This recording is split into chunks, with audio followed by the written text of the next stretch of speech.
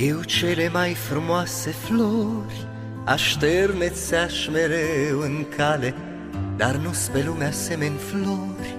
În fața frumuseții tale, de dragul tău n-aș pregeta, să mor cum mor în vânt petale.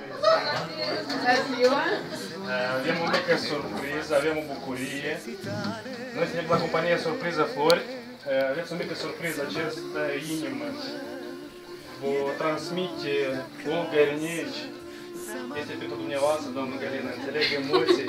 Mâinile jos! Galea!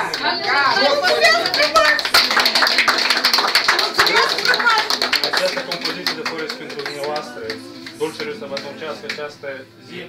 Și mai am niște cuvinte frumoase care să le recit, dacă se poate puțin în liniște, vă rog.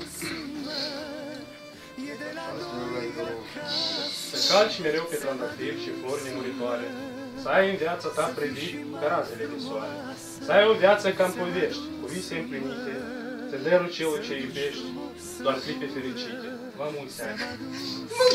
Și noi din partea companiei noastre vă dorim multă sănătate, fericire, bucurie, dragoste, să fiți mereu cu zâmbetul pe buze, să mai aveți parte de astfel de subiecte. Mulțumesc, Olea! Mulțumesc! Dacă aveți un mesaj de felicitare, dacă aveți un mesaj, puteți să lăsați.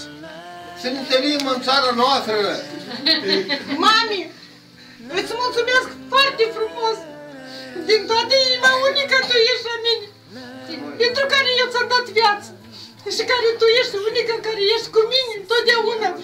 Și la bine și la rău, și la greu și la ușor. Și eu îți mulțumesc foarte, foarte mult și foarte, foarte frumos. Și mă închin în fața ta, tu ești unica mea fiică, pe care eu o iubesc și am să o iubesc cât ani am să trăiesc. Vă mulțumesc! În fața frumuseții tale ți-am adus Surprize Flori, noi dorim e de la zilnic. noi de acasă.